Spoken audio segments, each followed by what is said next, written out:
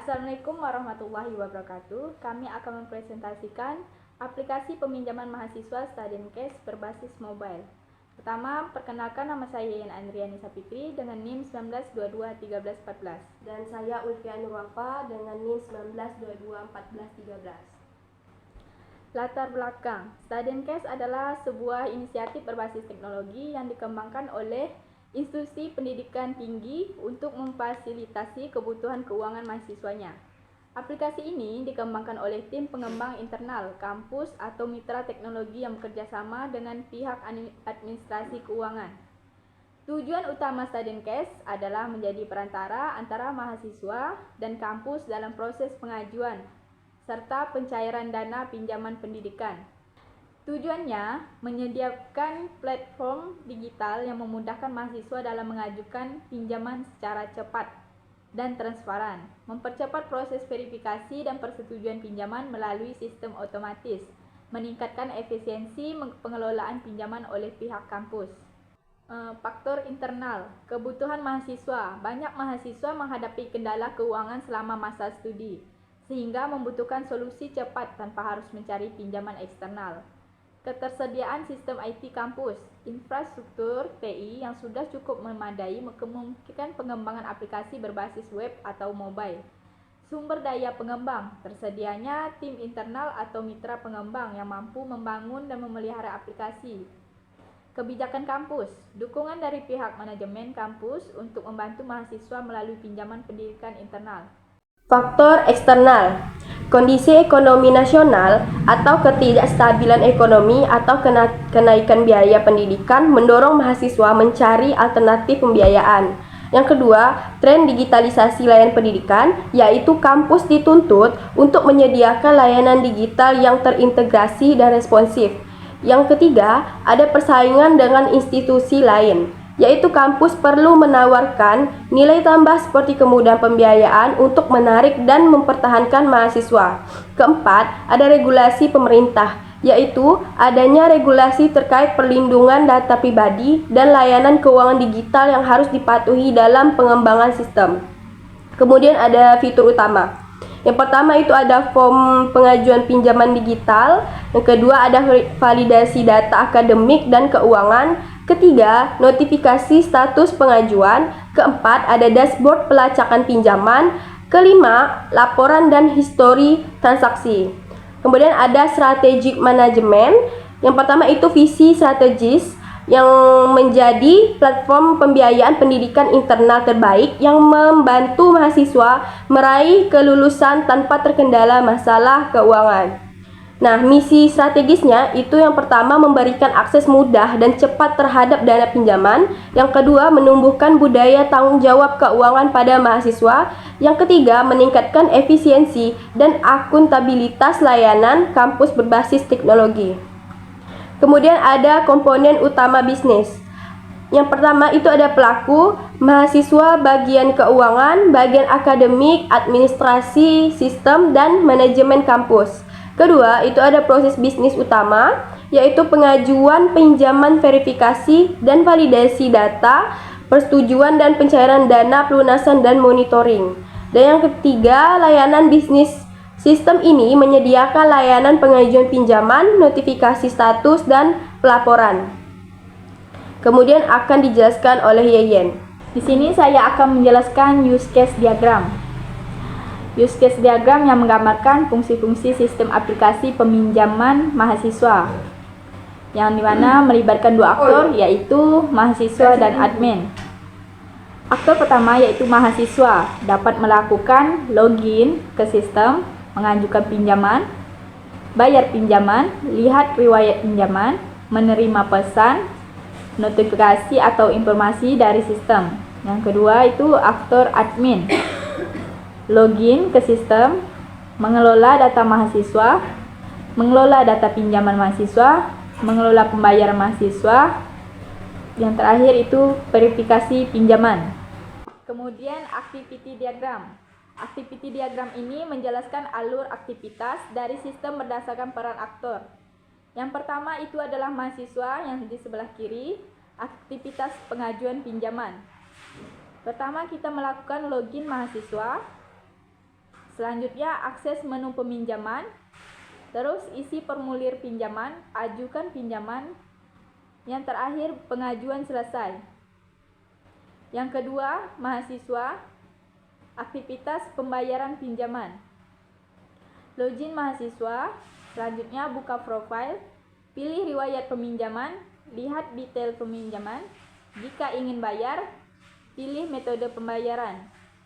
Salin kode pembayaran. Jika tidak jadi, kembali ke profil. Yang ketiga, admin yang di sebelah kanan, aktivitas verifikasi pinjaman. Yang pertama, kita melakukan login. Yang kedua, verifikasi data pinjaman mahasiswa. Diagram ini menunjukkan alur proses pengajuan pinjaman pembayaran pinjaman oleh mahasiswa dan verifikasi oleh admin, masing-masing dalam jalur aktivitas yang terpisah namun saling terhubung dalam sistem pinjaman mahasiswa. Selanjutnya, ERD yang menghubungkan antar entitas. Yang pertama ada di mahasiswa, dapat mengajukan satu atau beberapa peminjaman. Setiap peminjaman dimiliki oleh satu mahasiswa. Setiap pinjaman harus diverifikasi terlebih dahulu. Verifikasi terkait dengan status pengajuan pinjaman, diterima atau ditolak. Verifikasi dilakukan oleh seorang admin kampus. Hubungan ini menunjukkan bahwa hanya admin yang bisa melakukan proses verifikasi. Verifikasi ke pembayaran. Setelah diverifikasi dan disetujui, pinjaman baru bisa masuk ke tahap pembayaran. Hubungan ini mengindikasikan bahwa pembayaran hanya bisa dilakukan jika verifikasi telah berhasil. Mahasiswa akan menerima notifikasi terkait status pinjaman dan pembayaran. Notifikasi bisa otomatis dikirim setelah suatu proses dilakukan, atau misal setelah verifikasi atau saat jatuh tempo. Saya akan melanjutkan diagram. Yang pertama itu ada kelas diagram yang menunjukkan struktur kelas dari sistem aplikasi pinjaman mahasiswa termasuk atribut dan metode fungsi yang dimiliki setiap kelas. Nah, yang pertama itu ada mahasiswa, yaitu ada atribut seperti ID, nama, NIM, email, nomor WA, program studi, dan foto KTP. Kemudian dia ada metode login, ajukan pinjaman, dan lihat riwayat. Kemudian ada admin, atributnya itu ada ID, nama, email, dan jabatan. Kemudian ada metodenya, yaitu verifikasi pengajuan dan beri keputusan. Yang ketiga itu ada pinjaman.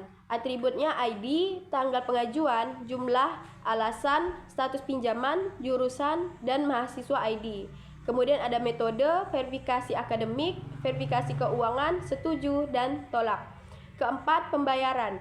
Atribut ID, ID peminjaman, jumlah, tanggal, mahasiswa ID. Kemudian ada metode, bayar, dan get riwayat. Yang kelima, ada notifikasi. Atribut ID, mahasiswa ID, pesan, tanggal, sudah dibaca, dan admin ID. Metode yaitu kirim dan tanda dibaca. Kemudian ada komponen diagram yang menjelaskan komponen-komponen sistem dan bagaimana mereka saling terhubung dalam arsitektur aplikasi pinjaman mahasiswa. Seperti UI khusus admin untuk yang pertama login, dashboard mengelola data pinjaman, kemudian ada mobile device yaitu mahasiswa. Yang pertama itu ada UI mahasiswa untuk login, dashboard, ajukan pinjaman, dan lihat riwayat dan pembayaran. Kemudian ada APA, Application Programming Interface. Yang pertama ada komponen logika aplikasi yang mengatur alur data antar front-end and database, yaitu ada autentikasi atau login, proses pinjaman, data mahasiswa, data admin, dan pembayaran pinjaman. Kemudian ada database server, yaitu menyimpan data mahasiswa, admin, pinjaman, notifikasi, dan pembayaran. Kemudian ada Firebase Storage, yaitu menyimpan foto KTP mahasiswa atau berkas gambar besar yang tidak disimpan di database utama. Kemudian ada diagram terakhir yaitu deployment diagram yang menunjukkan bagaimana komponen sistem di deploy itu atau yang ditempatkan dalam infrastruktur perangkat keras dan software. Yaitu yang pertama desktop app atau admin. Aplikasi yang dijalankan oleh admin di komputer desktop.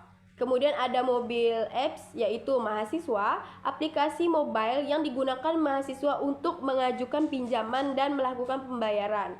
Kemudian ada API server yaitu ada backend aplikasi yang dibangun dengan Node.js atau Laravel menghubungkan frontend mobile dan desktop dengan database dan cloud. Kemudian ada database server yaitu menggunakan MySQL menyimpan semua data penting seperti mahasiswa, pinjaman, pembayaran dan lain-lain. Kemudian ada yang terakhir cloud storage atau Firebase digunakan untuk menyimpan file besar seperti foto KTP mahasiswa. Sekian dari kami. Wassalamualaikum warahmatullahi wabarakatuh.